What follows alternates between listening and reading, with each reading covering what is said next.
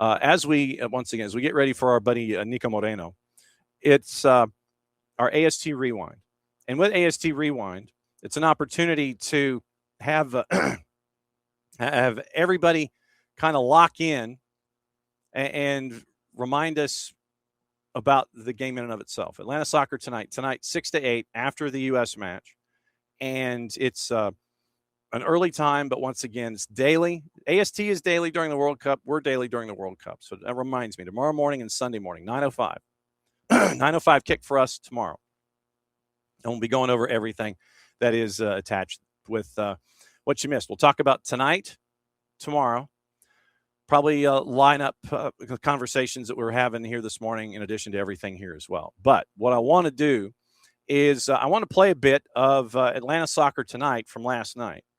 And I want to get into a bunch of other things here as well. So the rest of the show and the rest of the rundown, once again, it is Niko. It is Niko until 11. Then Nino Torres checks in at 11. And then it's going to be hopefully, if all else works, it's going to be the Hoff. It's going to be the Hoff coming up here in just a little bit. So that's the rundown for the rest of the show. Let me get you into some of the other news and notes and things.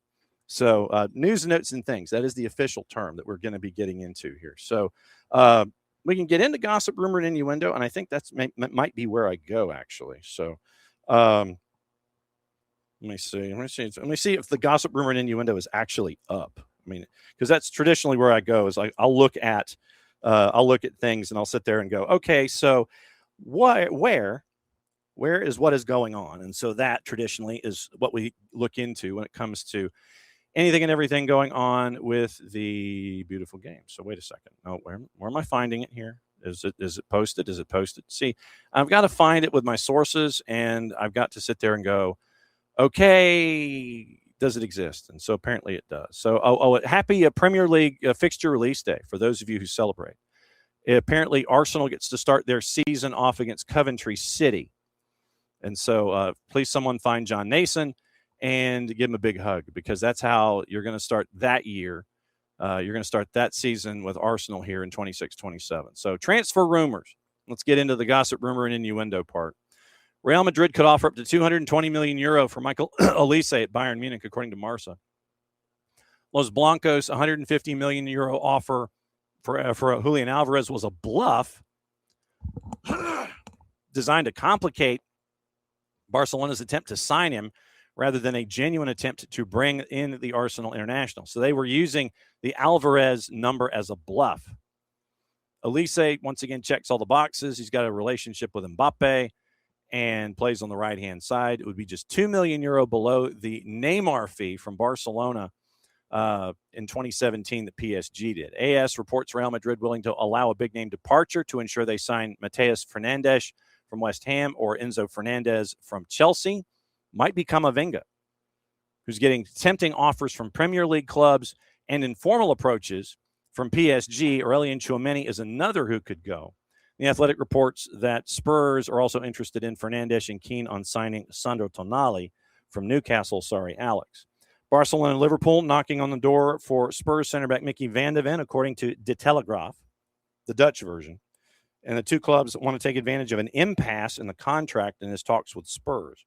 Played the full minutes, full 90 in the 2-2 draw with Japan.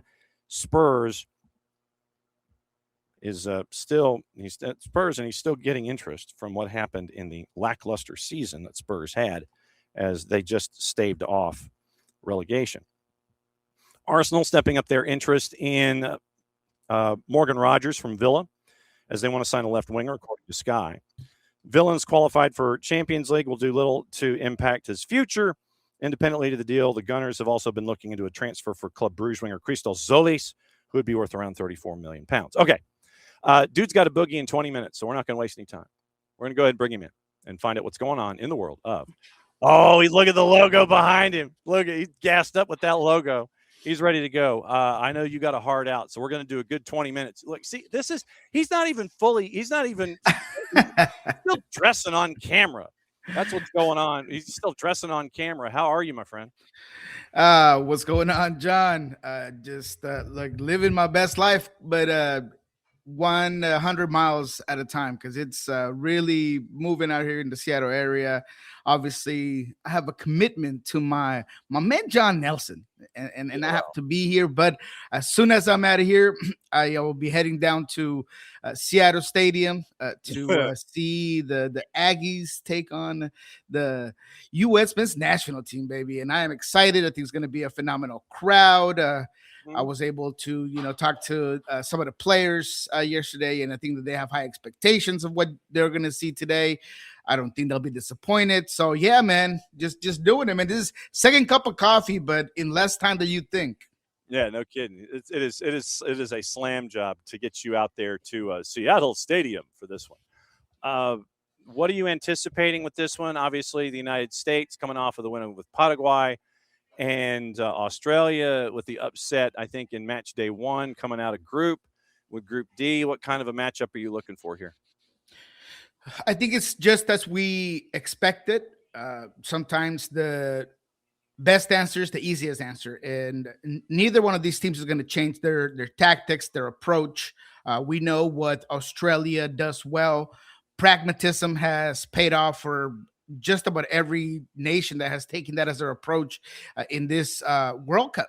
And so Australia, after getting a win with 28-29 possession against Turkey, they're definitely going to repeat and maybe improve on that regard, right? They know that they have the size. They have three very good defenders. I think Sutter out of Leicester has been excellent for Australia. I mean, the guy is a massive individual at 6'6". I think that he's going to want to be dominant. So what the U.S. national team is going to have to do is continue to believe and do exactly as they did against Paraguay, attacking space, being able to triangulate in tight spaces, having patience for those plays to develop and be able to pass and move in central channels. You don't want to continue to just go one route to open up a team like Australia, right? You don't want to continue to go wide. And yes, you're going to need the width that Robinson and of course, Des provide you. But I think that the answer and the way to unlock that fortitude that is Australia in the back is those inside channels, is those connectivity moments and link-up plays between McKinney and Tillman, perhaps, if, Pulisic's not out there, a ball again, right? Those moments in the final third and being able to really combine within those spaces is what's going to take this U.S. national team to a potential win. But I expect it to be physical. I expect it to be high in intensity. I expect it to be loud at Seattle Field. And I expect a U.S. national team win. I think Pochettino has these guys trending in the right direction.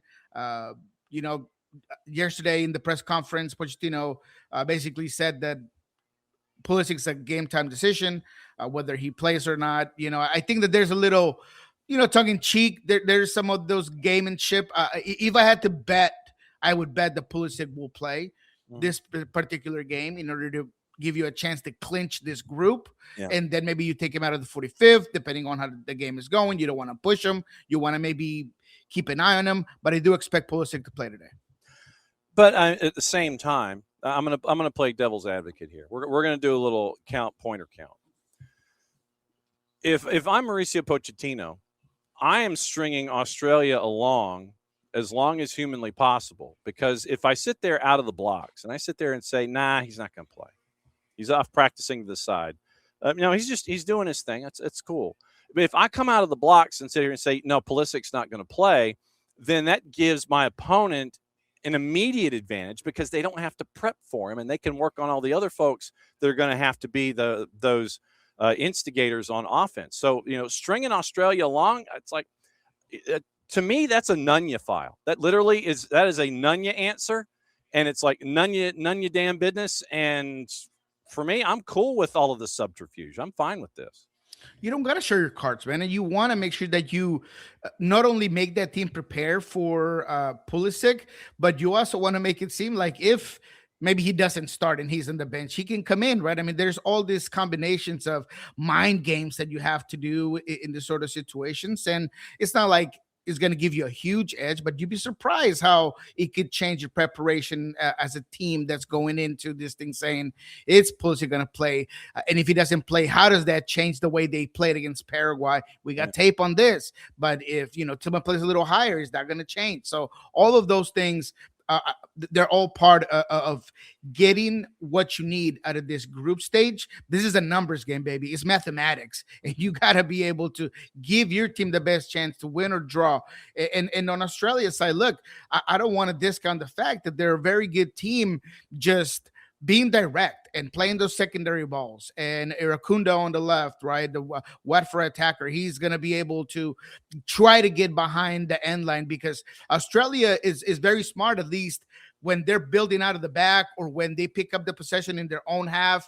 They play short, long, right? They want to be able to draw you in a little bit just so you can continue to push that back line and the line of confrontation a little bit higher. And then they're going to just push that ball as quickly as they can, maybe at Torres getting behind the defensive line. So in those moments, that's when you're going to need a guy like Alex Freeman being very wary of where he's going to be, make sure that Tim Ream has some support. So all of those things have to kind of come together for the U.S. national team in order to get a good result today. Yeah, and, if you basically go with the same starting 11, then you know that Freeman and Dest are going to be creating problems up the right-hand side, which creates issues for obviously Australia's left.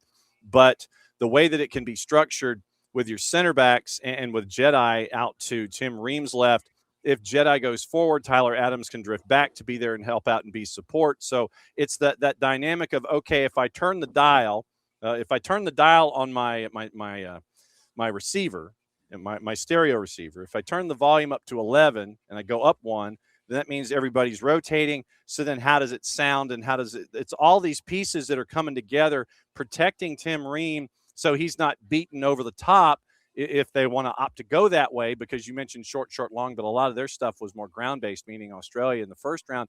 You got to protect Tim Ream. You got to make sure he's not beaten over the top, that he's got support, and you let everybody else run. So you turn the dial one knob to the right, and you see Freeman and Dest going up the right-hand side.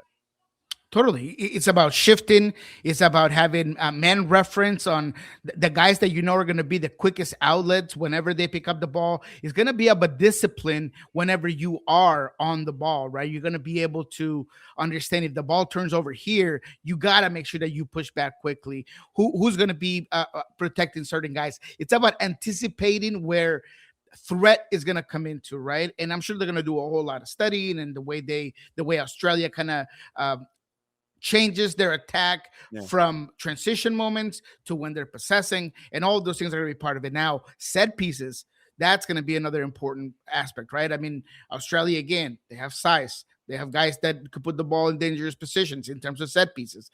We saw what happened there, in some of those friendlies with the U.S. national team when it came to those set pieces. So you're going to have to go battle it out. But I don't know. I'm not as concerned. The only times that I've seen Pochettino's teams under pressure and almost look completely unable to get back into a game is when you're playing really good offensive teams that put you under pressure. They're going to take the game to you, like you did with Belgium, like you had with Portugal. There were moments with Senegal when they would add a lot of numbers forward, where you saw a couple of moments where they needed to be better than Senegal there. So I don't know if Australia has that. I really don't. I think that they have a decent midfield. I think that they have moments where perhaps if you're unable to really correct those moments, if you're undisciplined in your shape, maybe, I'm not saying that they cannot score. Those moments just surely can, but that's not their forte. And I feel like that's why I'm so confident that today, as long as this team plays to their potential and they don't underestimate Australia, and they having the same intensity that they had in that first Paraguay game, they're going to be all right. Guadalajara last night, Mexico and Korea Republic. And we knew it was going to be a hot crowd. That was the easy part. We knew the first time ever that they were playing a match of this import in Guadalajara. They get the 1-0 win, and we were talking to Carlos Mauricio Ramirez before you came on. And it was It was a very, very professional approach to a win. You took advantage of a moment. There were other opportunities probably where you should have put the ball in the net, but at the end of the day, you did what you had to do, even though you left some stuff on the table. You got the win, and you're moving on because you got head-to-head, which is the first tiebreaker now. You got head-to-head. You're moving to the knockouts. A big night for El Tri last night. This Mexican team is exactly what we expected, right? And that makes us sound pretty smart there here in soccer down here, right? I mean, we had told you that this Mexican team was going to be not entertaining, not fun, very Vasco Aguirre-like, but they were going to get some wins. And you know, the party was out in Mexico.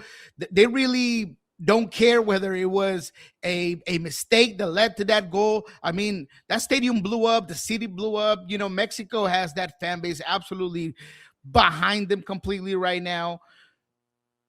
Is it a little bit concerning that you weren't able to generate as much as you wanted? And that's maybe 2 of 2 in that regard, because against South Africa, I think there was a lot of criticism about Mexico not being able to generate more, right. Certainly. But look, at the end of the day, if Mexico's going to be a Cinderella story, it's going to be about defense. It's going to be a lot like, was it Costa Rica in 2014 with El Profe Pinto, you know, that llora conmigo moments, right? You're going to have to just defend. You're going to have to take things to PKs. You're going to have to, and that's good for Mexico. And they had some opportunities yesterday. Raul Jimenez needs to, and we talked about this as well, right? I mean, there really isn't a guy in Mexico right now that is taking over or that is the main man. I had Julian Quiñones as my breakout player, has a goal in the first game, but didn't really do much in this one. So you got to get better. But at the end of the day, Mexico's winning. Mexico's moving on. And I'm really not concerned about it, right? In terms of at least getting through the group stage, because that's kind of the first step into starting that Cinderella story moment. Then let's get into the third host and Canada, because I know that you got 7 minutes on my clock before you got to sprint out of there and head downtown to get your Soto Mojo working for everything at Seattle Stadium. Canada gets the big win against Qatar. Yes, hydration, definitely. Just nasty injury to Ismail Kone. And Canada's in the driver's seat right now, obviously, putting up a big 6 on Qatar. But what have you seen so far from them getting ready for match day 3 and surviving match day 2 in a heated environment in Vancouver yesterday? I was impressed by Canada. You know, as I had mentioned, I was not confident about Canada. I thought that they were potentially going to get grouped. They were the one nation that one of the host nations that I thought that could happen to. But the resilience of the team, you know what I love about Canada yesterday is that when they smell blood, they never stopped, right? As soon as they were able to get that first goal, they just continue to push the lines up. They continue to keep Qatar under pressure. And they did it with the ball. They did it without the ball. Qatar has some moments just to start off the game. I mean, it's like, I don't know, 50 seconds in, and Qatar was already on top of you with some quick play. But they were able to really get that team going on offense. And credit to Jesse Marsh, makes 2 changes, one in the midfield, but the big one, of course, with Clyde Larin there up top. I think that was great. Him and Jonathan David looked a lot better than any time or any moment in that first game against Bosnia and Herzegovina. And if you can get those 2 guys going, that is going to be a recipe for success for this Canadian team. Right. You got to wait out getting your best player back, right? But in the meantime, you got to be able to perform. You got to be able to get some goals. You help yourself in the goal differential. Now, Ismail Kone is once again another huge injury to this team. So how do you adjust moving forward? How are you able to get it together? That's still to be determined. I think Switzerland showed you that in any moment they can turn it on and put a few goals on you. So there's still room for this Canadian team to understand that there's work to be done. And if you're going to beat Switzerland, you're going to need all your pieces, all of the intensity, and all the goals that you just put up. But you did yourself a favor. Goal differential is a thing, especially in this format, especially with being able to move on as a best third. But I don't know. I'm still not completely confident that Canada has enough to beat Switzerland, but they definitely did themselves a very good service, getting 3 points, up in their percentage of chances to move on to the next round. But I think Qatar was also very dismantled. I think that they kind of threw in the towel. You could see the mayhem that you saw on the field with how chippy and nasty he got out there. So soccer is very circumstantial. It's not linear. So that's what we got to understand. You got to encapsulate this win and know that it's not going to be the same against Switzerland. No doubt. All right. Get out of here. Cut the promo and get out of here. Yes, sir. Make sure that you guys check Pulso Sports. We have Serginho Des. We got Winston McKinney. We got to talk to Alex Roldan and him talking about how everybody was asking him for tickets, and he ended up getting 20 tickets. I was like, man, that's a lot. That's the most I've heard out of any player getting tickets. I'm guessing he had to come out of pocket for some of those, but definitely check it out. It's a good couple of interviews. Of course, we're gonna be with Sandra Hard. We're gonna do a couple of special shows after this Australia game. The fan base. We're going to be talking to some of the fans that are around the area. Don't forget to check out Sandra Hard new magazine, the Four, the IV. That's the new one. I don't know if you noticed, but that's the next one, right? So make sure that you guys get that at the Sandra Hard, of course, podcast network. We're going to be doing a couple of things there. So that's it, man. I appreciate you having me on. Excited to talk to you next week. Yeah. How you doing, boss? Well, yeah. Let me know if you can do some shopping when you get in the building. Oh yeah. We're gonna do some shopping. Match day scarf with the matchup with the U.S. matchup in Australia. The match day scarf. Let me know. Okay. Yeah. Because I got a stack, folks, back here, man. So let me know where I'm sending you the 45 if you can make it. But yeah, just shoot me a note. No, man, I'll be a Christmas present. I got you. No, I'll go look for it, brother. I got you. All right, get out of there. Go. All right, my man. Take it easy. Right, there he goes. Niko, he's heading to Seattle Stadium. It's Lumen Field. Look, it's Lumen Field. All right, so I got him out with a minute and a half to spare. Good. That's good for us. All right, so that's done. Now, what else do we need to talk about? Oh, we're going to finish rumors. Gossip, rumor, and innuendo. We started them, and then I was trying to figure out when Niko was going to be wandering in. So I admit it was a bit of a filibuster, but it needed to be done anyway. Let's see. Where am I here? All right. So we're in the transfer talk. So we'll continue transfer talk leading into our conversation with our buddy Nino Torres, who's going to be coming up in a bit. Liverpool willing to make an offer approaching 100 million euro for Yan Diomande, according to The Athletic. Leipzig want to extend him. PSG is also interested, could take as much as 130 to see him make a move. Atletico de Madrid's Julian Alvarez still wants to join Barca, according to Mundo Deportivo. Los Cochoneros aren't completely opposed to letting him go, but they're trying to steer him away from Camp Nou as they see PSG or Arsenal more favorable destinations. Barca are aware signing Alvarez will be difficult unless he makes a public statement about a desire to leave Atleti. London City has signed Mary Earps. That's official, joining the club after a 2-year stint with PSG. Tim Payne confirmed he's going to play for Club Olimpia in Paraguay. With all the viralness, and now he's going from New Zealand to Paraguay, Olimpia in Paraguay. Real Madrid looking to continue their rebuild, chasing after Enzo Fernandez. Other rumors. The Independent, Arsenal looking into necessary details before making a move for PSG's Bradley Barcola. Diario Sport, Barca have made an initial offer worth 10 million euro for Colorado Rapids center back Lucas Harrington. Keep an eye on that one. Manchester United opened talks to sign West Ham's Crescencio Somerville, offered a contract running until 31 with an option for another year, Nicolas Shira. Athletic, Spurs interested in West Ham's Mateus Fernandez, also keen on Newcastle United Sandro Tonali. Philip Heinz, Bayern Munich, RB Leipzig expressed an interest in Liverpool's Rio Ngamoha, but a move for the 17-year-old seen out of reach. Ismail Saibadi has completed his medical ahead of a move from PSV Eindhoven to Bayern Munich worth anywhere from 52 to 55 million euro. Contract's going to run through 31 until 31, and that's from Florian Plettenberg. Fabrizio Romano, Arsenal have sent an official offer to Leicester for 16-year-old winger Jeremy Monga. Gazzetta dello Sport, Christian Chivu wants Inter Milan to have Lazio keeper Ivan Provedel, Udinese defender Umar Soleil, and Liverpool midfielder Curtis Jones before their training camp starts in Germany, July 16. Okay, so you got a month to get me these three dudes. Team talk. Anderlecht defensive midfielder Nathan Decat is being looked at by 1, 2, 3, 4, 5, 6, 7, 8, 9, 10, 11, 12, 13, 14 clubs in 1, 2 different countries, Germany and England. Team talk. Nicola Schira, Juve CEO Giovanni Carnevali has been in direct contact with the intermediary of Real Madrid attacking midfielder Brahim Diaz. Also, Nicola Schira reports that Carnevali has also met Rendo Colomawani's intermediary to explore the conditions of a possible deal to bring him to Juve, with PSG wanting between 40 and 45 million for the striker.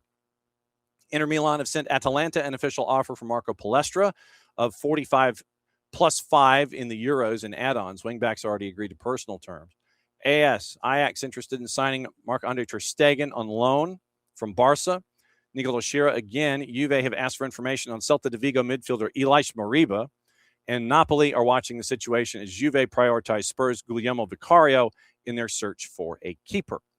That's from Sky Sports Italia. So that's your gossip, rumor, and your innuendo for the morning before we go and check the other papers and find out what's going on. So now, what to watch, where to watch it, how to watch it, brought to us by our friends at Fanatis, ftz.co/soccer down here. That link is important. Helps us, helps you, helps them with all of the places that you can watch games and matches in South America. A lot of the A and B divisions. You can add TVV out of Venezuela if you want. You can watch CDO and CDO2 out of Chile. Liga 1 Max Pro out of Peru.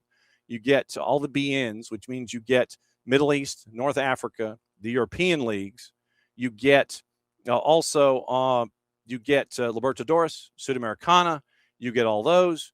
And you get links to TIC out of Argentina with their coverage of everything, which means you get the Copa Argentina.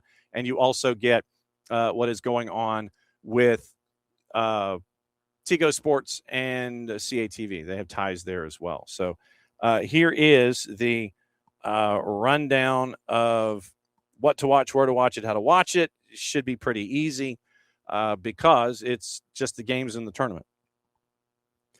Big FOX has the 3, the 6, and the 8:30. FS1 has Turkey and Paraguay at 11. Telemundo has all 4. ESPN Plus has League One with Westchester and Portland. So it's P-Hop and Westchester at 7 o'clock. Fox O&E has the quadruple header. Peacock has the quadruple header through Telemundo. So that is your watching. Once again, brought to us by our friends at Fanatis at ftz.co/soccer down here. And so once again, thanks to them for being great partners with us and completely adding to my streaming services and all of the chaos that I have here on a weekly basis. So that's kind of where we are. All right. By the way, we are 55 seconds away from hitting hour number 2. So here's passing 2 hours on the show. In hour number 3, Nino Torres is going to join us here in a sec. Then hopefully, if technology works from the hotel in Guadalajara, we're going to catch up with the Hoff and find out what he's been up to down there in Guadalajara, and about the matchup last night where he got to see El Tri and the Korea Republic. So that is the third hour today. We're going to be close. We might be in the. I don't know if we're going to make the 3-hour show. We're going to be close. But remember, there's a lot to get into, and I'm going to look at my notes and see if I will have gotten anything as we go here. But it is that time where we catch up with anything and everything going on in Lima, Peru, which means that through his graciousness, because he's baking up a storm, and we are under a month away from figuring out how to get Nino the Baker's desserts here to Atlanta for the World Cup final. We go to Lima, Peru, and find out what is on the mind of our friend Nino Torres from FuboTV. Yellow. Wolfgang Puck, what's up?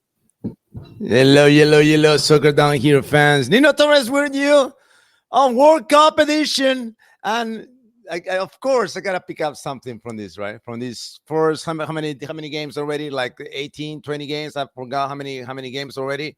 Yes. But the beautiful moments across the board, across the country, across Mexico, Canada, and the US, and the entire planet. And I pick one, and I'm gonna just pick one moment because I believe it's a very strong message from the fans, and I'm pretty sure you heard this, but let's play it again.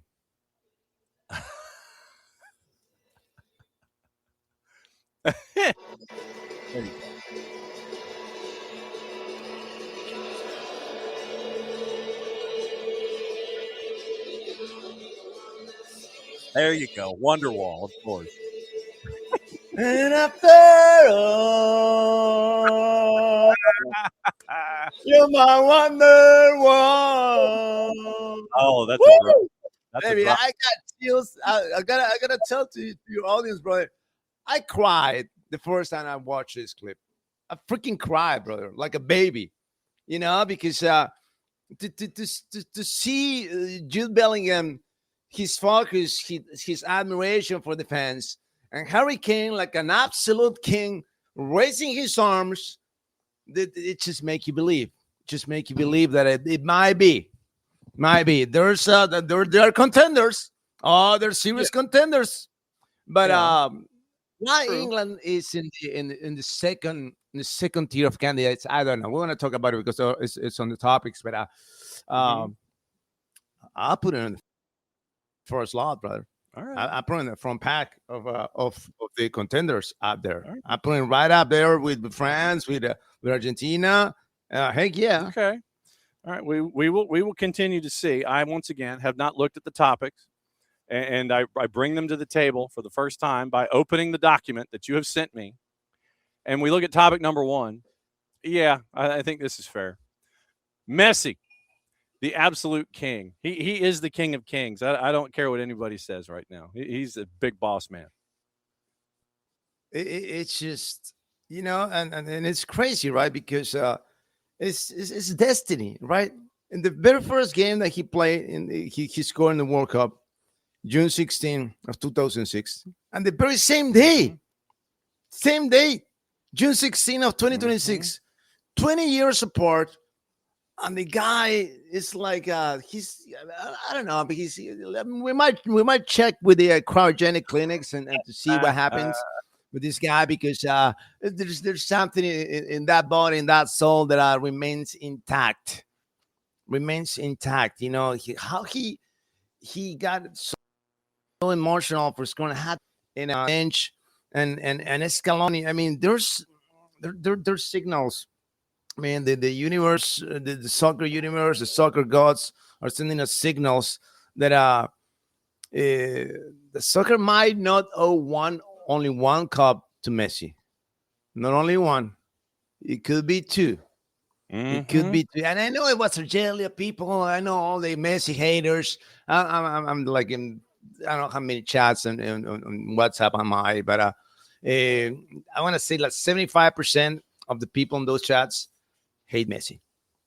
They just do, We were watching. I was like, oh man, this is a goal from Leo. Oh yeah, of course, because they just avoided a red card as big as the US, right, brother? What are you talking about?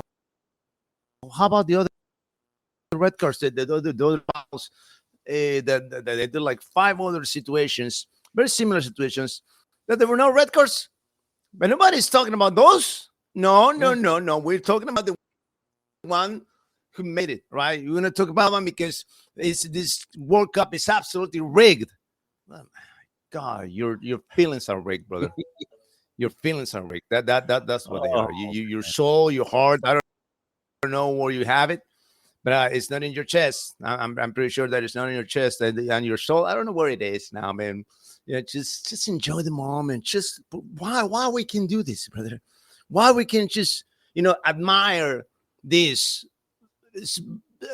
absolutely grateful moment that we are so lucky to live in this era. So lucky to live in this era, to watch this magician that is just I have no words, man. I have no words. And of course, it comes in immediately the comparison with Ronaldo. No. Just leave Ronaldo alone, brother. Just leave Ronaldo alone. He got a lot of troubles to take care of it right now with Portugal. So just forget about the comparison. Right now, the comparison is not the right moment to talk about it. And you know what? Messi's going to do this and Ronaldo's going to do. We're not in 2015. We're not in 2015. If we were in 2015, I'll tell you, yes, he's going to step up. He's got a hat trick. I'm going to score a hat trick. He's going to be toe to toe. But right now, their atmospheres, their teams, their priorities are in a different place. In a different place, and that is why it just cannot be an equal race between the two kings. But because yes, I'm still calling them the two kings. For me, they are the two kings still. Okay. But right now, the absolute king is Messi. He's a bad man. And he took himself out. It's like 3-0, 10 minutes to go. I'm good. Job's done here. Take me out, buddy. Playing 90.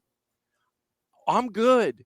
The fact that he's taking himself out and he's not playing 90 now. So it's like, no. He is in control of. It's like, I don't have to do this anymore. I can peel it back.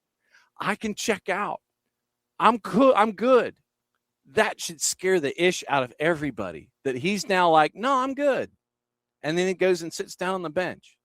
This is new. He's not out there for a full 90, but when he wants to come out, he's checking himself out. And everyone should be scared as you know what with that. That, to me, is part of this. And this is part of why we are having this discussion. So, all right, so Nino froze. So let's see if he dials back in. And so, okay, so hang on. So let me do this. And no, I'm not going to do that. So I'm going to do this. All right. So waiting for Nino to the connection to Lima, Peru. There he goes. Okay. So here we go. I don't know. We're back. I don't know. Jeez. All right. We're back. We're back. Yes, we're back. But yes, he's a bad man. Right. We know, and it's right. It is. Do you want to? Let's. All right. So England, it's coming home. Was that your Harry Kane discussion, or was there other stuff?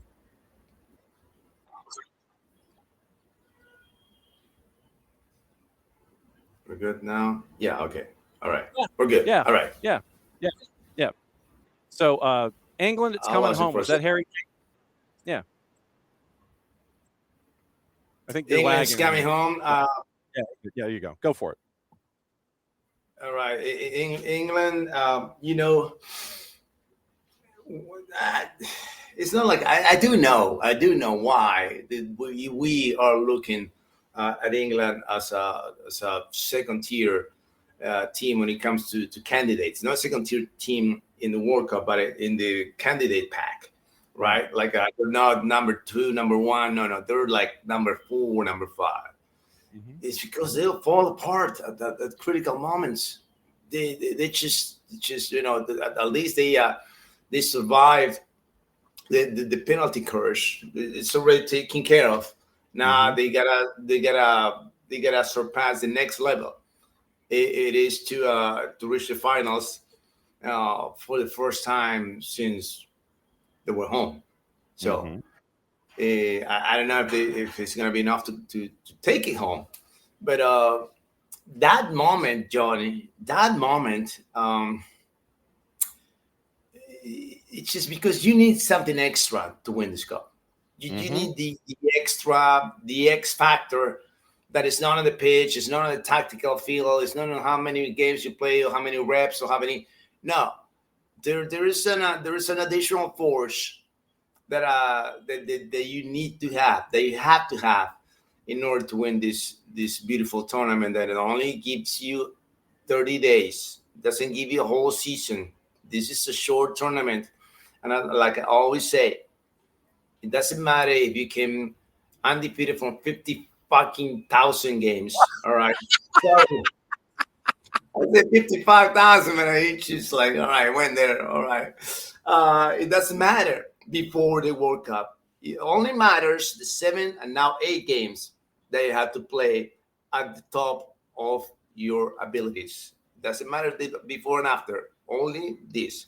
And right now, the best team, the team that played the best soccer against the most equally sided, talented team in front of them, because France beats Senegal, Argentina beats Algeria, and then there's Colombia, there's the US. The US, don't forget about the US. All right, they can make a deep run too. But to beat Croatia, it's a different kind of win. You know, it's a quality win, a quality victory against a quality team that the other teams don't have in their groups. All right, so just be careful when you analyze and grade the victories for teams. For me, the biggest victory, the best game of this first round is the one between England and Croatia. The best game. Okay. I can go there. I mean, it was crazy. It was sideways. I get it. I'm down with that. Topic number 3 England has to do with that other king that you were mentioning. 25 touches. He had 16 of them in the first 45 minutes. He had 3 shots, none of them on target, 2 of them in the second half. I think all 3 of them, frankly, were in the second half. He had a header. He had a header that showed he can still jump out of a gym, but it was wide of the near post when he could have just powered it through with a foot instead of trying to jump for it. I think that, and Thierry Henry made this point on American television, that Cristiano Ronaldo is in the position as a 9. He's not a 9, and he's trying to, play other positions when he's positioned as a 9, and he's gumming up the works with Bruno Fernandes up top, and he's turning into more of a problem as a 9 than he is where he would be natural. But there are others who are younger and, dare I say, better at this point of their careers. So Roberto Martinez, who apparently has already said he's out, you've got this big problem, and it's going to keep Portugal from winning everything as long as Cristiano Ronaldo starts in that lineup. Certainly, there's he slows down the team. There's no doubt about that. No doubt. All right. Mm-hmm. He's also there's. I think that the biggest problem for me, it wasn't Ronaldo. For me, on this game, it wasn't Ronaldo. Okay, I saw Vitinha playing so deep. I mean, so deep. He was only side to side with Diego Costa. Why in the world you need Vitinha, the most dynamic midfielder in the planet, to play right next to your goalie? It doesn't make any sense. It doesn't make any sense. Okay, and the wingers, they were just so deadly sleepy. I mean, Bernardo Silva, I don't know what's going on with Bernardo. I don't know what's going on with Bernardo. He was like, he took I don't know, pills or something, sleeping pills. What happened? What happened with Vitinha? What happened with Bruno Fernandes? What happened with what's the other guy? Yes, Pedro Neto. You need that core of players, all right, to be in sync, and they were not. They were not. If you check the possession for Portugal, I'm going to say that 75% of that possession is behind the halfway line. Wow. 75% possession. It's just ridiculous. And then where's the issue that with Ronaldo? Ronaldo has no word in that, no saying on that, no responsibility on why they're taking so many lateral passes. So I was so excited to say, all right, we're going to see the best midfield in the World Cup. And it turned out to be this sleepiest midfield. No disruption, no progressive passing, no dynamics, no nothing. So when you got those partnerships, it's about the small partnerships. Cesar Menotti said this. Soccer is all about the small partnerships. Me and you and the other guys on the other side, there's 2. I got one partnership, he one partnership. There's 0 partnership in Portugal. 0. All right. And I think, Roberto Martinez made a the substitution. I think he should have made the substitutions at halftime with Conceição and Rafa Leao at the same time. At the same time, I would take out those wingers in a heartbeat. You're not starting the next game, by the way. I'm pretty curious now who's going to start in the next game for Portugal. I'm telling you now, there will be changes. There will be changes. I think Trincao is back in the midfield. I think Rafa Leao and Chico Conceição, those are the two players that you need to start in order to make this Portugal fly. Rafa Leao, Chico Conceição, and Trincao. You got those three on the pitch. Forget about Silva. Forget about what's this guy? Pedro Neto. And forget about those guys. And Portugal will change. I'm telling you, 97.5% sure that Portugal will make a tremendous impression in the second game of the World Cup. I'm telling you that right now. Are you sitting Cristiano Ronaldo? No. Okay. No. All right. Okay. I'm not saying Cristiano, no, because once you get, you need the number of opportunities that you're going to create with Rafa and Chico is going to take care of the offense by itself, and he's going to get more opportunities, and he's going to be there to get more deliveries. Hopefully, I don't know. And the other side, the other issue, Johnny, Bruno Fernandes did not get a single true pass. He is a king. They had the most assists in the Premier League this season. Yeah. All right. None of that. We saw none of that on the pitch from Portugal. So don't blame it on Cristiano, please. All right. Okay. I'm sorry, but I'm not gonna blame it on Cristiano. Hey guys, but you see how poor he finished. I know. It could happen. But when you got, instead of 3 opportunities, you got 6, you're going to score a goal or 2. Okay. So just ready to watch Portugal in the second game. All right. And then we will talk. By the way, when they're playing, I think they're playing next week, right? Oh, hang on just a second. Hang on. Portugal is 23rd. Uzbekistan in Houston. 1 o'clock. 1 o'clock on the 23rd. Watch for that game. I'm predicting right now Portugal would put 4 on Uzbekistan. Okay. Group E. The next matchup for this team is tomorrow. It is at 8 o'clock Eastern time. And you have Ecuador, the sum of all fears, as they play Curacao at Arrowhead. What's on your mind here? They're not going to score enough goals against Curacao. They're going to beat Curacao. They will. I'm saying that we're not going to see Curacao getting beat by like 5 goals. I don't see that happening. The most that I could see is 3. But I'm saying that it might be 2. Okay. It might be 2. It might be 2 goals only, and that's a big issue when it comes to the run for the 3rd place. Okay, because remember there are 8 teams that are gonna fight for that 8 for that 3rd spot. So there are 8 spots for that 3rd place, and that's what I say. Okay.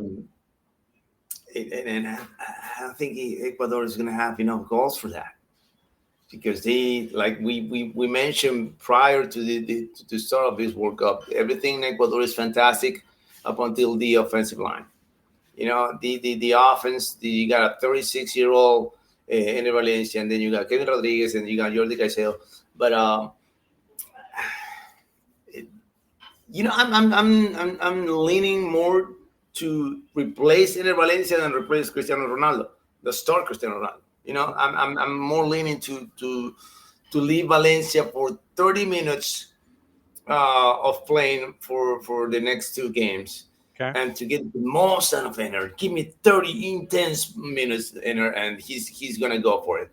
But let the hard work for the other guys, for the younger guys, for Kevin and for Jordi. That he could play with two strikers on top. We'll see. Kevin is more dynamic than Caicedo, is more positional. But I think if you started two, it'll be massive for Ecuador. Ecuador, they're gonna have to put 4 on Curaçao. No, they're gonna put 4. Maybe I'm wrong, but we'll see. When was the last time that Ecuador put more than 3 goals? I just can't recall. Yeah, Can't recall. I don't think that in the entire year. I don't think that the entire year scored more than 2 goals. I'm gonna. Let me see this. Hold on. I'm looking too. We'll see who gets there first. You're looking because I don't think that Ecuador scored more than 2 goals in the entire year. Wow. Yeah, there you go. 3. They put 3 on Guatemala, so that's the most that they could get. 3. I don't see more. You see, all the other games. I'm going all the way back to March of 2025. The most goals that they scored was 2 against Venezuela. All right, and they have scored only 3 goals once in the entire year in a friendly. So, if they want to advance, they got a big issue because they're closing the group against the deadly mineshaft that Luftwaffe is spreading their wings like we used to. You know, that Luftwaffe is back in business, and when you got those bombers coming at you one after another, good luck. Yep. Last time they scored 4 was November 24 in a 4-0 win over Bolivia. Topic last. Colombia ready for a deep run, Cucho. Next time up, Group K, DR Congo, Tuesday, 10 o'clock in Guadalajara. Colombia was it was an emotional win. It was an emotional win. And that hassle from Cucho Hernandez in the very last second of the game, hassling like that, and then get a beautiful cross to get the last goal for Colombia. But Colombia could have won that game like easily for a couple more goals. Easily. There were 2 shots from Lucho. And by the way, the other Lucho Suarez, I got on my fantasy team. They gave me any single point. It was the same, almost the same case with Ronaldo, Johnny. Lucho Suarez did not get how many chances did he get? How many balls did he get in the final third? Lucho Suarez, not many. I want to say like 3 in the entire game. And when you're a striker, you need to be fed. And he wasn't fed. But Colombia has Lucho, it has James, he has Cucho, he has several other names that it could score. So the thing with Colombia is they recovered. They recovered that because they went down after the Copa America. They were not the same team that we saw, that we were all marveled in their performance in the Copa America when they reached the finals. But I think Colombia is ready for a deep run again. Hopefully so. Hopefully we get to see Colombia in the quarterfinals. Hopefully, I think so. I think they will get to the quarterfinals.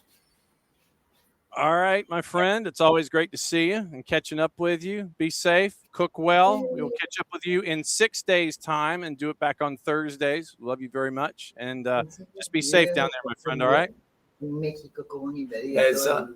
Yeah, I can. Hold on, Johnny. I got something. One more video here before you go. Yeah. This is Colombians in Mexico.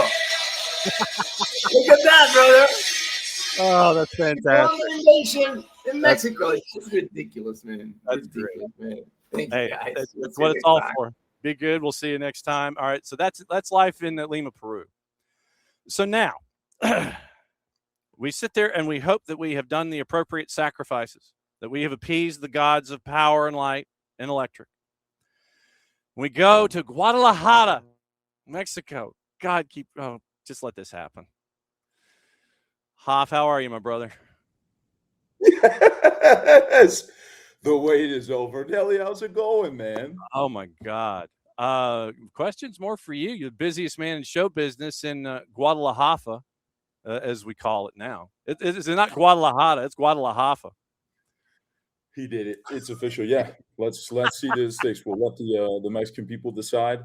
If you hear several horns out the window this morning, the streets are still celebrating, and I'm a little bit hoarse over here as well, but it was all worth it. And Look, low gear, guys brother. watched it too. Low gear. That's what we're hunting for. So let's see. Your next match is when? When's your next match? We have got Tuesday, the 23rd, I believe. That'll be Colombia against DR Congo. of Yeah, you got DR Congo at 8 o'clock local time, 10 o'clock here in this particular part of the planet. What has it been like for you out there in Guadalajara doing all of the World Cup stuff, man? It's been great to see your stuff on socials. What's this been like for you? Thank you, brother. No, it's been really fun, man. This is, first time being in Mexico for me. I've had a really cool upbringing of having all sorts of different Spanish-speaking cultures, from, a teacher in high school who's from the Dominican to a couple of Cuban professors, but never had any real Mexican cultural influence. And picking up the language in here has been so cool, man. From having nothing but a trillion tacos every single day to I don't even want to know my tortilla count right now, dog. It's probably ungodly. And it's just a beautiful, beautiful people too, man. They're so happy, so eager to just welcome you into the world too, which has been really cool. Been walking around the city, and I think that's been my favorite part of this World Cup too. I'm dying to hear how it's been down there in ATL as well, but just how loving people are right now. It's so cool seeing people on the metro in New York. Like, you see a dude in a Brazil jersey and a Moroccan fan right there, and they just like hug as if they've been brothers for their entire lives. Like, in what other setting besides the Knicks after 53 years or however long that was, are we going to get moments like this? This is the beautiful game, man. So it's been so fun. No, it has been stacked and packed and racked over at Atlanta Stadium. And we've had, I think, close to 140,000 folks go in the door for the two matches so far. And it has been just bananas to see what we know about the sport and what it means. And, I mean, you have 4 different cultures wandering in. You have all of the parties up there on the top level, on top of the red deck, and in between State Farm and Mercedes-Benz. It's been a fun watch. The Cabo Verdeans, they took over. They took over all the partying leading into the matchup against Spain. It was great there. And then yesterday, with all the chaos that was going on with Czechia and with South Africa, the Bafana, I ran into a father and a son from Birmingham who were there to see Bafana take everything going on. Look, there were Cabo Verdeans that came down from Massachusetts. And apparently there's over 100,000 Cabo Verdeans that are living in the state of Massachusetts. They came down. They were loud, brother. I mean, it was loud to see that one happen. And the fun thing was, and you and I know this, that when you've got some neutrals in a building, you're going to have fans of both sides. But then when you've got the neutrals and you have what Cabo Verde was doing, and they were staying with it and staying with it and staying with it, the crowd turned and they were rooting for the underdog. And it was a great vibe to see that stuff happen. Just the underdog flip too. That was the other thing I wanted to ask you, man. What has been between what I've seen of FanFest and Kevin Egan out there too, the crowd for the Mexico match, for the USMNT, and then the Cabo Verde fans, it looked like, we had ATLPD officers like dancing with them pre-match too. Like, what do you think has stood out to you most from the scenes in ATL so far? Is there any one thing? I mean, it's for me, it's the reinforcing of what we knew. Everybody's sitting there, and there's still the stereotypes. And I was going back and forth with you. We played the sound earlier in the show about the head coach for South Africa after the match busting Atlanta's chops about Mercedes-Benz not being a football stadium and all that kind of stuff. And I went on a 15-minute rant, and I apologize for that. But, dude, look, the South's got something to say. the world's got something to say. And the fact that it was in Atlanta where it was said, I hate to break it to the man, but I gave him a bless your heart, but I also welcomed him back. It's like, look, come back. We'll show you a vibe. We'll show you what this is. Come with us to the modern day where you're not out there in 40-degree weather in a long coat brought to you by some Burberry folks in London fog and the wind's whipping it sideways and you can't see what's going on and you're playing in a mud pit.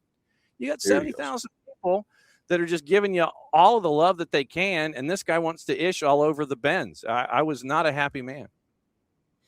You know what I think I love most is you see there's social accounts, for example, like, ESPN Mexico, and it'll be a phone video, and the caption will just be like, this is the greatest stadium in this World Cup and possibly in world football. Seeing just all these external people finally get put on to what MBS has been for the club, for Atlanta, for world football for years now. I remember Club World Cup when I think Manchester City posted a video of Pep Guardiola, and he was like, homie's jaw was at his feet. And that's Pep Guardiola, like the greatest manager in the history of the game. So my hope, as much as I'm sure it is yours, is that they come back, right? It's like, hey, if you like the looks of the digs, hey, man, swing on by. Come on down to the Gulch.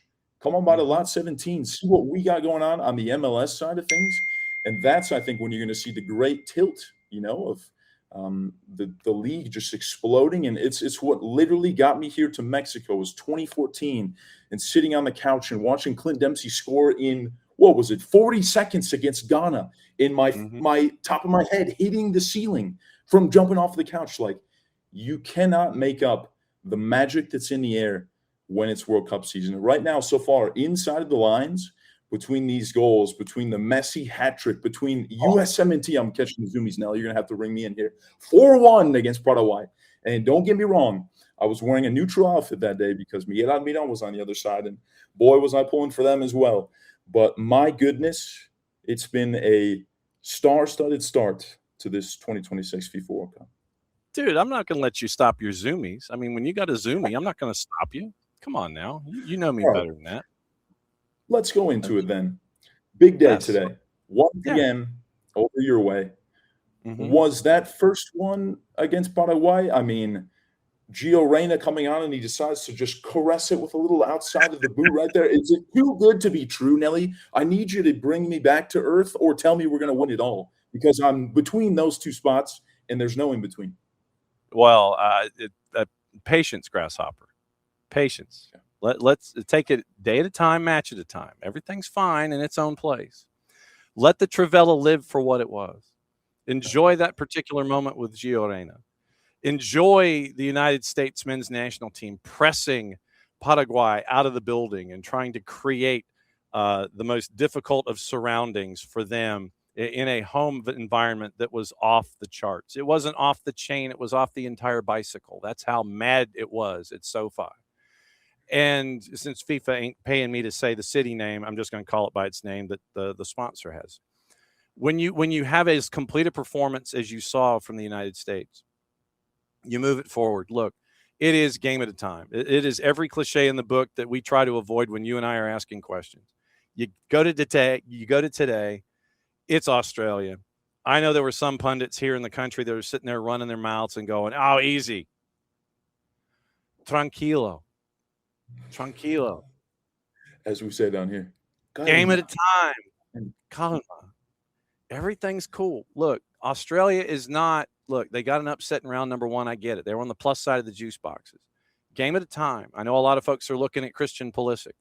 And if he plays, cool. If he's not 100%, sit him. Or have him on the bench just to kind of sit there and act as that specter, like the vulture that's kind of hanging off to the side, and you're sitting there and you're in the desert and you're looking for that oasis and you see that vulture just kind of hanging off to the side, waiting for that moment.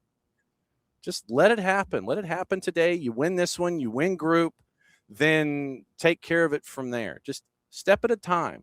Calma, young Freihofer. I think for me, it was just the way that they would go at the game, like what you said, the way that they just dominated, controlled circulation of the ball. Balaguer just with his left boot. He's a righty, isn't he?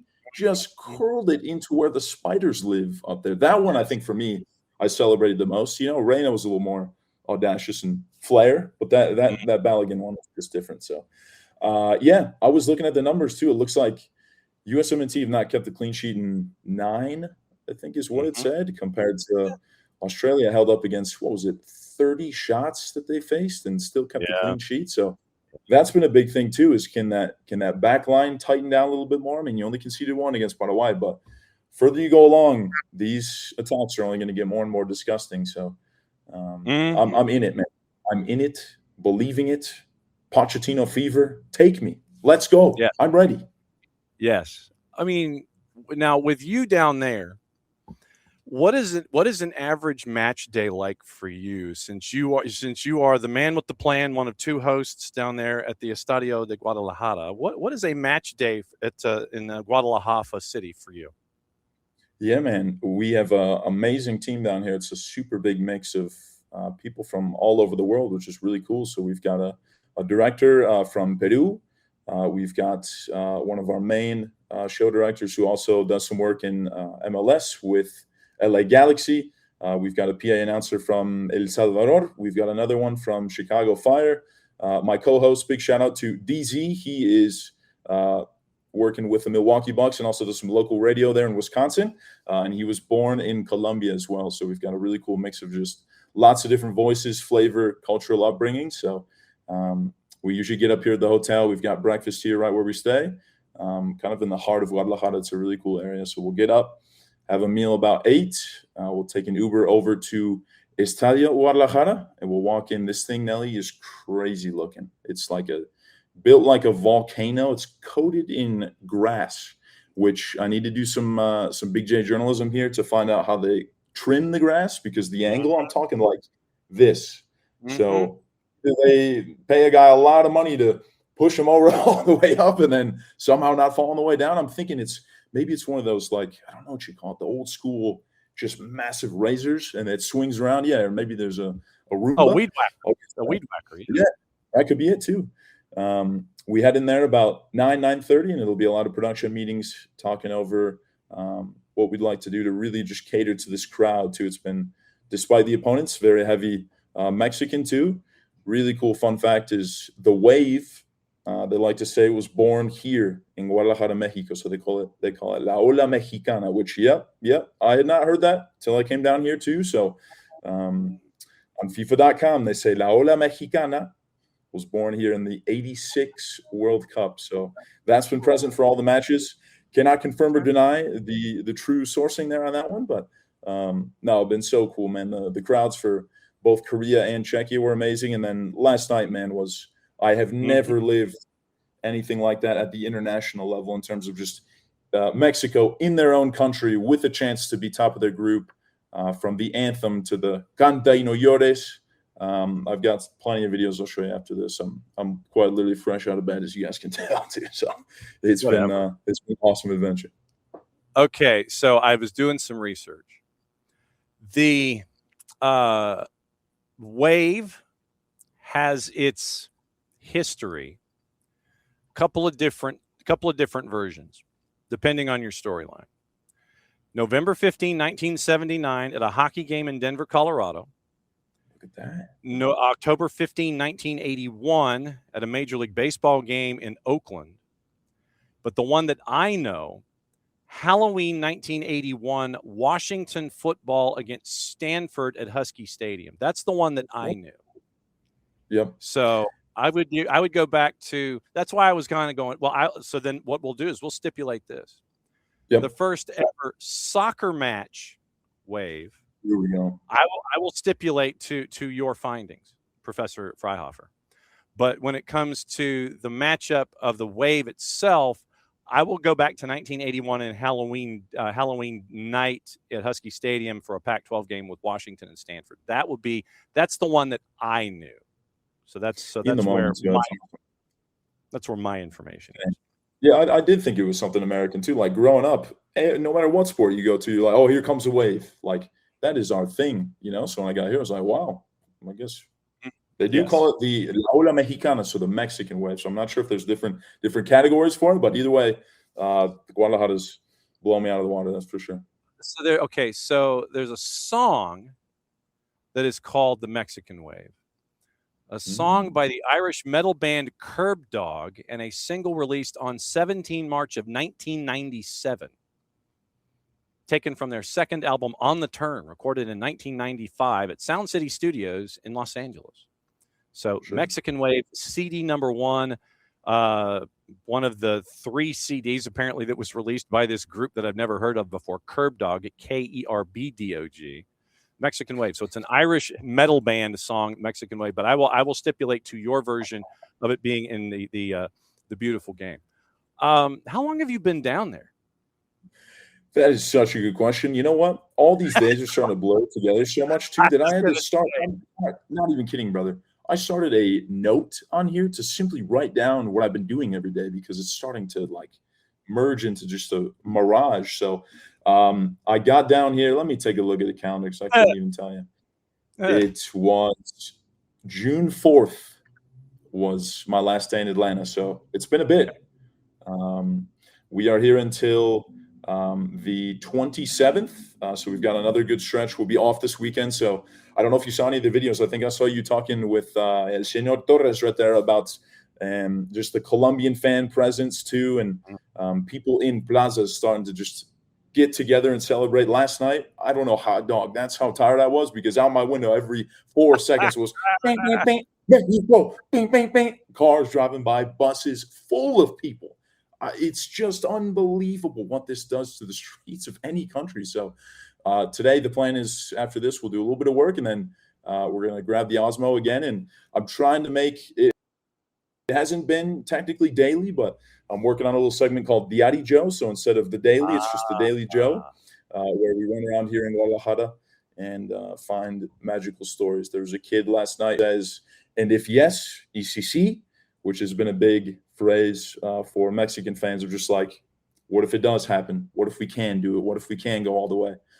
So there was that. There was a lovely Korean couple who was celebrating their honeymoon last night here in Guadalajara, traveling to all of the Korea Republic matches, and they got on TV as well. So that's the stuff that I think I love as much as the results that happen on the field is the human side of it. Just the merging of cultures, all the different backstories. I think there's that.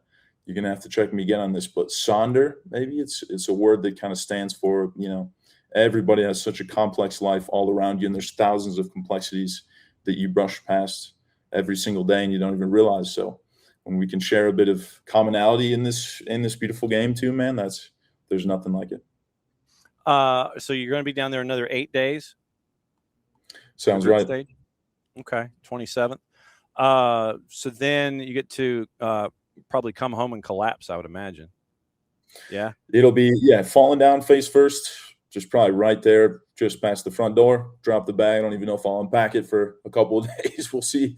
And then we'll be moving. We got some exciting stuff coming down the pipe in terms of content for Atlanta United on the club side too. We got a big turn, of course, hopping right back into the MLS season with some really exciting stuff coming up. I can't say too much right now, but let's just say we will be on the move, still getting back at it and telling some really exciting stories. So stay tuned. Absolutely. It's great to see you, my friend. I am insanely proud of you and what you are doing, and down there adding to this on the CV. If we can swing it, meaning if you can swing it, because I sit here, you're the one who's busy. Can we catch up with you before you leave? Yes, please. I should have 2 off days next week. I'll get you on the dates for those 2. And before I go, I'd be remiss if I didn't say, shout out to the SDH Network now. The stuff that you, Jason, Maddie, Nick, Jarrett, everybody, you guys have been leaving it out there for years now. It's really cool to see this start to take off, to see the repercussions, the storytelling, the unique perspective that you guys have. It makes me think of Leagues Cup when Cooper Sanchez hit the scene and you guys were there, you know, because you've been with the youngsters from the beginning. There's nobody who puts in more work, and uniquely Atlanta and uniquely for the world too. So I appreciate you. Thanks for being such a good partner, a good reference for me as we go. I miss Atlanta like crazy. Threw this up here as I fell out of bed before coming on, because believe it or not, being down here too, I've missed Atlanta a ton. Seeing the scenes, seeing other people react to Mercedes-Benz Stadium too during a competition like this. Man, have we got it good, brother. And I cannot wait to be back with you. Yep. And let me know if you can do some shopping for me on a match day. And let me know how much I need to Venmo you. I got a little bag back here, Don. Drop the bag. So I got you. Okay. All right. That's the school of Nelly. Yes. So it's 10 of 10. So get the heck out of there and go get breakfast or go back to bed and collapse. Let's do it. Miss you, brother. Thank you so much. I'll see you. Just be safe. We'll see you soon. Mexico. I'm gonna let that be the final image of the Hoff. That was cool. I'm glad that the Wi-Fi in the hotel stuck. But yeah, so we catch up with the Hoff for 20 minutes. Wow, it's 20 minutes. But that's just us anyway. So yeah, that's why we started calling it Guadala-Hof-Ra, because he is there. Follow him on his socials, and you can see he sent me a video of sunset at the Estadio de Guadalajara yesterday. Sorry, Guadala-Hof-Ra. And it was average. I mean, it's great hues going in between all the green and all the metal that was there. So yeah, completely and totally average views, and the experience of a lifetime to do something like this. So this means that he's probably going to be wanting to go back in 2030 and do the same things and be a part of it there. But no, that's the Hoff. He's in Guadalajara, and it's always great to catch up with him there. All right, a couple of things before we wrap. First and foremost, what we got to do is we have got to look at AST. And with AST, it is once again after tonight. It is after the match tonight. And it is a piece of where Jason gets to kind of let you know what's going on, the things that you need to know about for 2 hours at a time. So tonight, 6 to 8, 92.9 The Game, the Odyssey app, 92.9 The Game YouTube channel. And it is his way of letting you know what's going on, highlights and such. But there's also a part of AST called the 343. And it's where Jason kind of takes you through the news and all the notes and things that make him smile. So this was a part of AST, and it was something that reminds us all about what is cool with the game. So this, if I can get my font correct, did I post it already? I think I did. I can't remember if I did or not. I don't think I did. So here we go. So this is Atlanta Soccer Tonight from last night. And here is what made Jason smile yesterday. If I can find the right button to push, and then I'll push it. So here we go.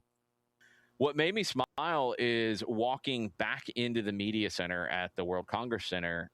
So on what I think might still be called Falcons Landing. I always think of it that way because when we went to the old Georgia Dome, you know, the grass area there between the World Congress Center and where you walk over to Mercedes-Benz Stadium, pickup game.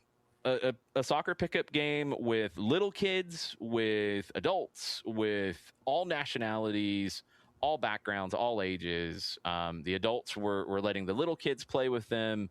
It was so cool to see with the stadium and all the World Cup branding behind it, because that's what it is. You're going to have so many people who are going to remember this World Cup experience here in Atlanta and things like that. So just stumbling on that game after, you know, walking out of the World Congress Center and then coming back in and seeing it, that was so cool. Because if you love the game, you've jumped into one of those pickup games before like that with random strangers, and you meet people, and they might be from anywhere in the world. And a lot of times in those pickup games, you make lifelong friends. It's very, very cool. Or you just have a special memory of playing in the shadow of a World Cup stadium like little kids today got to do at Falcons Landing. So cool.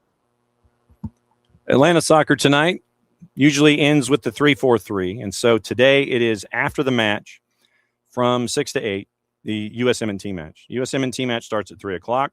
After that, it is Atlanta Soccer Tonight, 92.9 The Game, the Odyssey app, 929thegame.com, the YouTube channel, and then it's pushed to the Off the Woodwork podcast section at 929thegame.com after the fact. But yeah, when we were wandering, and Jason made an extra trip to make sure that Sophia could get to her car and fight traffic in the hour and 15 minutes for her to get back to Cobb County.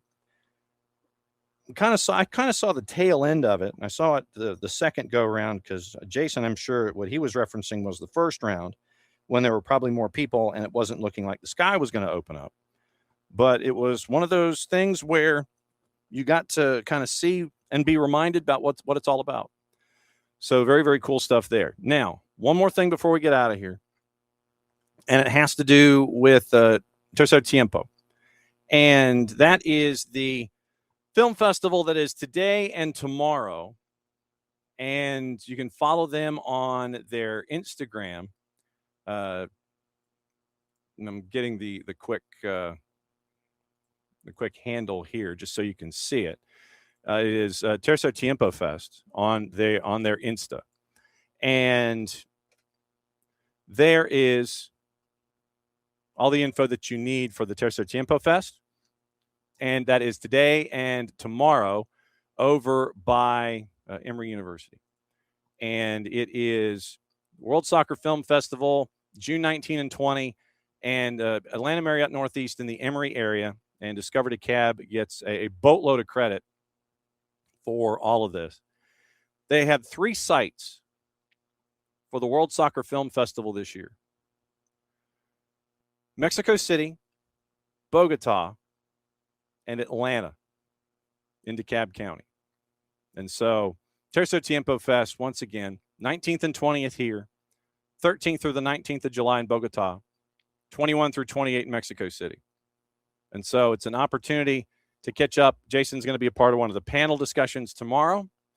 And what he did was a part of Atlanta Soccer Tonight, catch up with Felipe Tobar, who is one of the organizers of Tercer Tiempo Fest.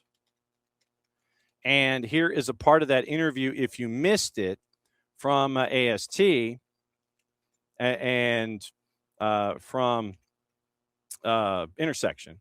So here's the catching up with Felipe Tobar about Tercer Tiempo Fest and what it means and to have it here inside the perimeter this weekend. So here's Jason and Felipe Tobar. We've never had one in Atlanta that I know of, definitely not on this kind of a scale.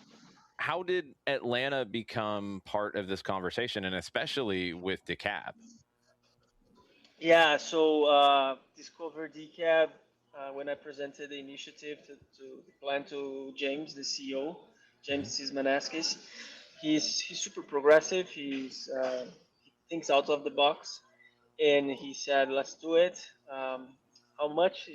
He literally asked, "How much is to make it?" Won't be too much for your budget. But he was super supportive. He understands that puts DeKalb into the world kind of spotlight. Really showcases what DeKalb can offer to international tourists, especially during these times. We have been organizing this since last August.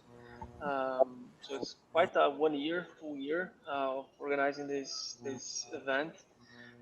And DeKalb provide everything to the festival. We're doing this in the Marriott Hotel in Northeast Emory area, which has very nice amphitheater. And we are bringing lots of panelists, even diplomats from like the Consul of Argentina. For Atlanta, we're bringing directors of the U.S. Soccer Federation, Atlanta's amputee soccer, coaches of the United States Soccer Federation as well. So these panelists wouldn't be here without the support of Discover DeKalb, which is Discover DeKalb helping out with the Tercer Tiempo Fest. Once again, that's today and tomorrow on the inside the perimeter, Northeast Atlanta. And that is, once again, Atlanta Marriott Northeast in the Emory area, thanks to Discover DeKalb. And once again, you can go to the Instagram account, which can be your window to everything with the Tercer Tiempo Fest and what it looks like. And so it is interesting. So I'm waiting for up to 5 seconds before I'm supposed to access tercertiempofest.com.co. and it might be having to do with Colombia. But okay, so it wasn't giving it to me. But anyway, you can go to their Instagram account and get all the information that you need. But yeah, thanks to Felipe and thanks to Jason for helping us out there with the Tercer Tiempo Fest. Jason's going to be there tomorrow. Tomorrow morning, it is going to be interesting because I am going to be at Local Vine in Cumberland. And that's where we're going to be doing the morning show from 9:05 until hour plus. And Scott Flood is going to be there, and he's going to co-pilot the thing with us, and we're going to have all kinds of fun. And we're going to catch up with our friends at Local Vine tomorrow and let everybody know what's going on up there. But we're going to be up there for the morning show, and we'll let you know what happened tonight. We'll talk about tomorrow, and it'll be just another day where it's going to be crazy when it comes to the beautiful game and laying it all out there. So let's see. So tomorrow is going to be a triple header. It's going to start at 1 o'clock, but we are going to have at 9:05 Eastern. We're going to be live from Local Vine Beer, Wine, and Liquor on Cobb Parkway in Cumberland. We're going to do the show from there, and we're going to set you up for the weekend. So it's going to be another very, very busy time. I don't know if I can filibuster for another 3 minutes and 20 seconds, but it's been a heck of a week, and it's been a great week for a lot of folks. Today, it was great to catch up with the Hoff and find out what's going on in Guadalajara. Nino Torres from FuboTV.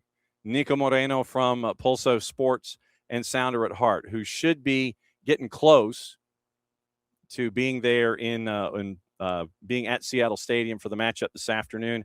That's going to be coming up at 3 o'clock kick. So in 2 hours and 58 minutes from now is when you're going to have kick with Australia and USA. We'll check juice boxes coming up in just a bit. Thanks to Carlos Mauricio Ramirez, who's going to be on the sidelines for the matchup for Turkey and Paraguay for Telemundo tonight. That's going to be late night, 11 o'clock kick, 8 o'clock out west. Thanks for him dropping by. Thanks for all the cup dates. And then at the beginning of the show, which seems like yesterday at this point, Jason Brock, president of Pritchard Industries and the Sports and Entertainment Group. And it was great to kind of look at infrastructure and find out some of the things that when we go into a facility, we just kind of take for granted as being there to host an event this size, like the World Cup. And like I said, Mercedes-Benz has been doing a bang-up job. And for them, the hard part is getting to game day, match day. And so for them from there, it's been pretty easy. You know, you get there and then you know what happens if A, then B. And all the folks it takes to kind of move around and make sure that it all ends up in one spot. That's the big thing.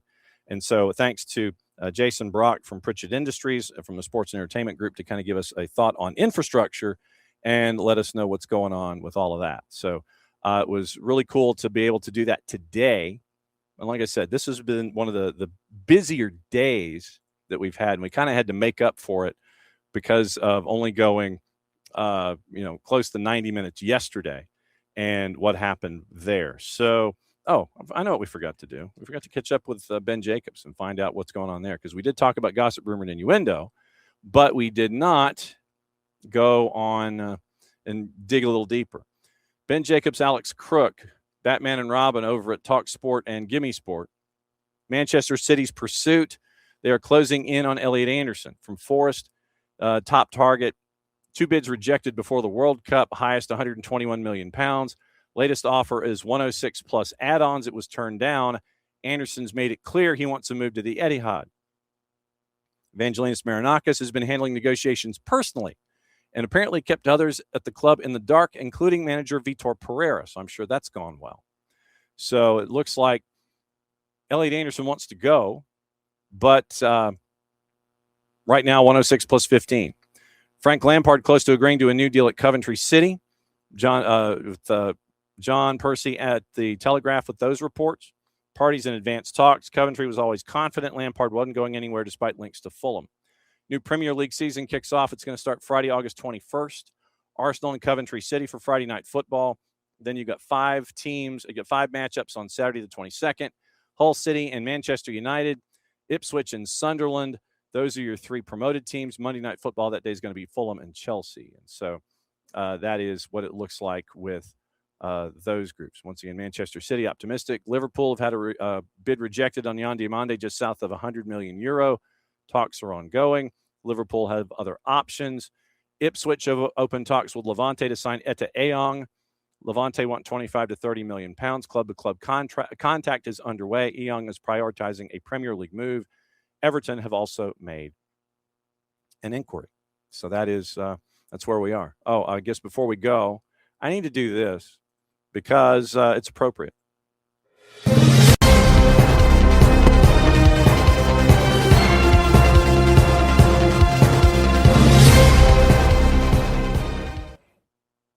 It's appropriate because for the first time ever in the history of the modern incarnation of SDH AM, we've gone over 3 hours. A lot of stuff to talk about. We had 3, 4, 5 guests, cup dates, all the things. North of 3 hours. 9:05 tomorrow morning, Scott Flood and I will be at local Vine Beer, Wine, and Liquor in Cumberland off of Cobb Parkway. If I have a voice, he may be doing most of the talking. Since it is a Friday, we know what Fridays mean. Time to send us home. And to do that, we only do that one way and one way only. Enjoy the game this afternoon. Enjoy all the games this afternoon and tonight. Back at it again tomorrow to break everything down and let you know what's going on. Mucha Platial, play it safe. Go get some lunch, everybody, or breakfast if you're watching on the West Coast. The war was on. The keys on the typewriter had sharp points that kept sticking into our fingers. The dictating equipment started asking us questions, and our beepers sent electric shocks just through our body like a cattle prod. Out in the warehouse, the trucks kept banging into the docks, not even thinking about stopping. Oh, our frail bodies were strapped to the chairs, and our chairs were chained to the desks. Our pleas for justice were ignored, and the end seemed near.